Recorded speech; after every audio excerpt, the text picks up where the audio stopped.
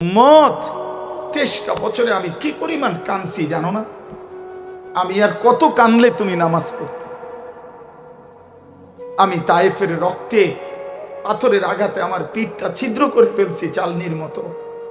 আমি 14 দিন ক্ষুধার কষ্টে পেটে পাথর বাঁধছিলাম 2টা। আমার ঘরের চুলায় 3 মাস কোনোদিন আম্মা জান আয়েশা নবীর স্ত্রী বলছে যে খোদার কসম 3 মাস কোনোদিন চুলায় আগুন জ্বলে নাই। দান দান শহীদ করে রক্তে জর্জরিত হলাম, কোনোদিন ঠিক মতো খাইলাম না, সারা রাত উম্মতের জন্য কাঁদলাম। বিনিময়ে আর কত কাঁদলে, আর কত রক্ত ঝরাইলে তুমি? আমি রসূলের কথা মনে করতাম। হ্যাঁ বলে যুবক ভাই, নিয়ত করো ভাইয়া, নওজোয়ান নিয়ত করো, সেজদা করো। বাপ, যে কপালে সেজদা নাই ওই মানুষ না। যে মানুষ সেজদা করে না ওই জানোয়ার, ওই হাইওয়ান, ওই চতুষ্পদ জন্তু। শিক্ষিত তো দূরে থাকতে বেটা, কোনো মানুষে না বেটা। সেজদা বিহীন মানুষ হয় না। কোরআন শরীফে আছে, আল্লাহ বলছেন, এই যে এখানে আছে, ওয়া ইন্না আলাইকাল লা'নাতা ইলা ইয়াউমিদ্দিন। ইবলিসকে আল্লাহ বলছে, ইবলিস তুই আমারে সেজদা দিলি না, মনে রাখিস, আমার সেজদা হুকুম পালন করলি না, কিয়ামত পর্যন্ত তোর উপরে আমি আল্লাহর লানত। ওয়া ইন্না আলাইকাল লা'নাতা ইলা ইয়াউমিদ্দিন, কিয়ামত পর্যন্তর জন্য তুই বেঈমানের উপরে লানত, লানত। ভাইয়া, যে সেজদা দেয় না তার উপরে খোদার লানত। মালউন, সে অভিশপ্ত, আল্লাহর লানতের পাত্র। আল্লাহর লানত দিয়ে আর সুখে থাকা যায় না। বাপ, স্ত্রীকে বলেন, ছেলেকে বলেন, মেয়েকে বলেন নামাজ পড়তে, বিবিকে বলেন পর্দা করতে। আল্লাহকে নারাজ করে সুখ মিলে না। বেপর্দা নারীর জীবনে কোনো তৃপ্তি নেই। আপনি দেখেন, আপনি খবর নিয়ে দেখেন, অসভ্য নর্তকী হাজারো মানুষকে নিজের রূপ আর যৌবন দেখে যে নিজের চরিত্র জিন্দিগি নষ্ট করছে, মানুষের যুবকের আখলাক নষ্ট করছে, সে সত্যিকার অর্থে সুখ পায় না। সত্যিকার অর্থে সুখ পায় না। কখনো আত্মহত্যা করে জীবনের সমাধান খোঁজে, কখনো অন্ধকারের চোরাবালিতে হারিয়ে যায়। নোনা জলে তৃষ্ণা মেটে না। যে পানি লবণাক্ত ওই পানিতে তৃষ্ণা মেটে না, এরকম মিঠা পানি লাগে। এই জন্য এটা একটা গুরুত্বপূর্ণ কথা মনে রাখবেন, লোনা জলে কি মেটে না? সারা পৃথিবীর মুসলমানের সর্বসম্মত আকীদা, কাদিয়ানীরা 100 কাফের, 100 কাফের, 100 কাফের, 100। কাদিয়ানী কোন মুসলমানের জাররা পরিমাণ, ইসলামের জাররা পরিমাণ কোন অংশ কাদিয়ানীদের মধ্যে নাই।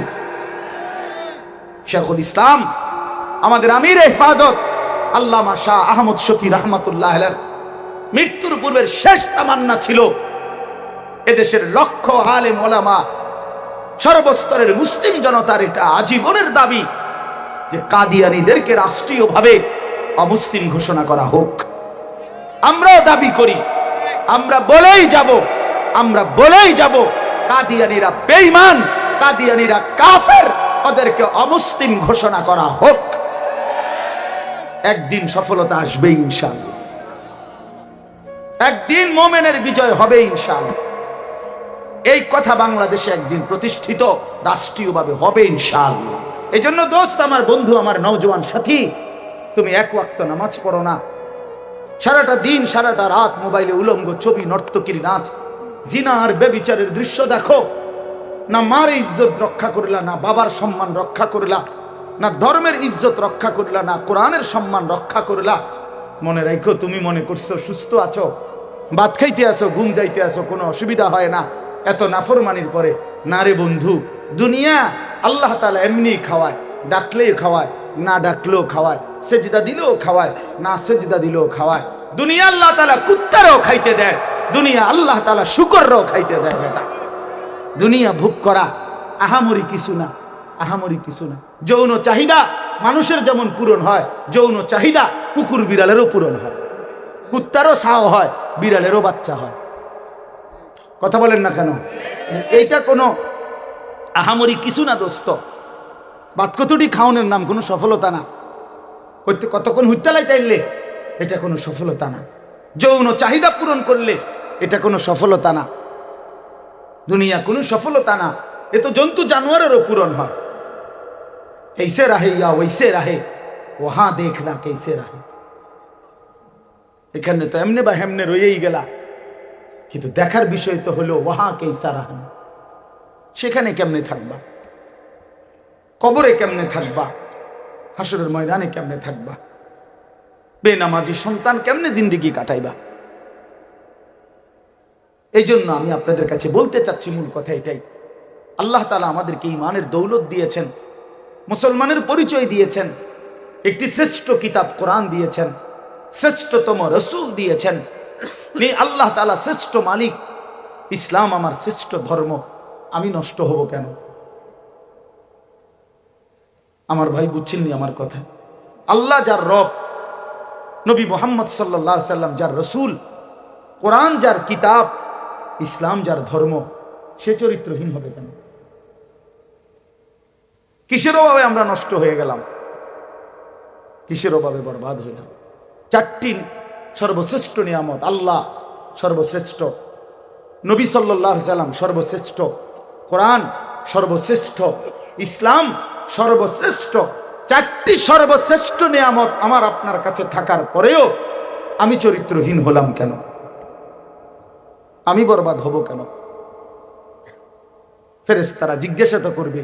বিশ্বাস করেন, এই বেটা, এত বড় চারটি শ্রেষ্ঠ সম্পদ থাকার পরে তুই কেমনে জাহান্নামী হইলি? তুই কেন জাহান্নামী হইলি বান্দা?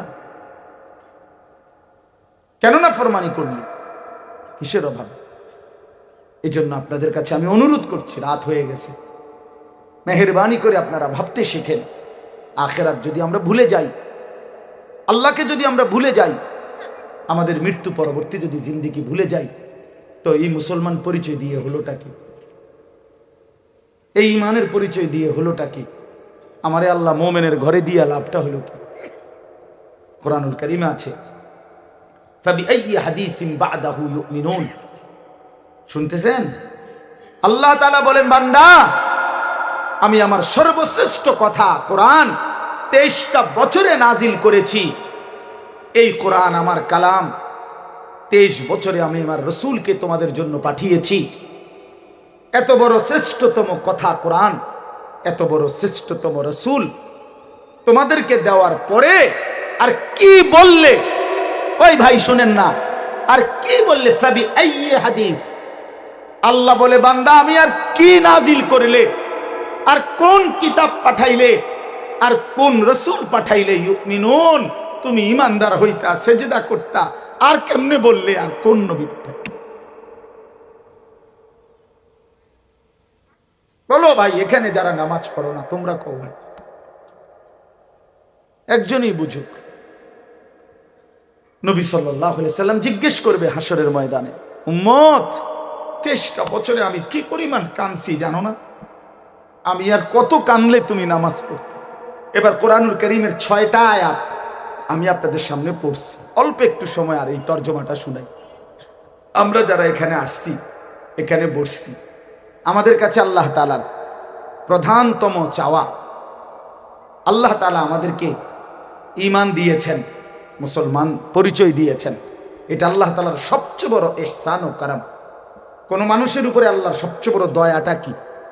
সবচেয়ে বড় দয়া হলো যাকে আল্লাহ তাআলা ঈমান দান করেছেন। কালেমা লা ইলাহা ইল্লাল্লাহ, এই দৌলত যাকে আল্লাহ দিয়েছেন, যার কলিজার মধ্যে কালেমা আছে, যার জবানে কালেমা আছে, যার জিন্দেগির মধ্যে কালেমা আছে, এটাই আল্লাহর পক্ষ থেকে দেওয়া সর্বশ্রেষ্ঠ নিয়ামত। সর্বশ্রেষ্ঠ নিয়ামত আল্লাহ তাআলা আমাদেরকে দিয়েছেন। কালেমার মোকাবেলায় 7 আসমান ও জমিন কিছুই না। নবী সাল্লাল্লাহু আলাইহি ওয়াসাল্লাম বলেন, 7 আসমান ও জমিনকে যদি এক পাল্লায় রাখা হয়, কালেমা লা ইলাহা ইল্লাল্লাহকে যদি ভিন্ন পাল্লায় রাখা হয়, নিশ্চিত কালেমার পাল্লাটাই ভারী হবে। তো আল্লাহ তাআলা সেটা আমাদেরকে দিয়েছেন। আমরা নিজেদেরকে মুসলমান পরিচয় দেই না? আমাদের এখন এখানে আমরা যারা বসছি, যে কেউকেই যদি বলি কালেমাটা বলেন, স্বাচ্ছন্দ্যে স্বতঃস্ফূর্তভাবে বিনা সংকোচে সে বলবে, ঠিক কি না বলেন না? কারণ এই নিয়ে তার কোনো অসন্তুষ্টি নেই, এই নিয়ে তার কোনো লজ্জিত কোনো অনুভূতি নাই। এমন না যে আচ্ছা হুজুর কইছেন কইতে আছে একটু চিন্তা করে লই কম কিনা, হ্যাঁ দুই একজনের জিগাই, আমারও তো কিছু লোক আছে, এমন কেউ বলবে? এত বড় গাদ্দার আশা তো করি এখানে নাই, ঠিক কি না?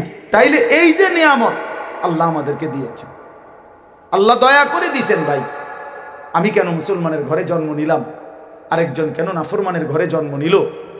এক্ষেত্রে আমারও কোনো যোগ্যতা নাই, তারও কোনো ব্যর্থতা নাই, সবটাই রব্বে কারীমের ফায়সালা।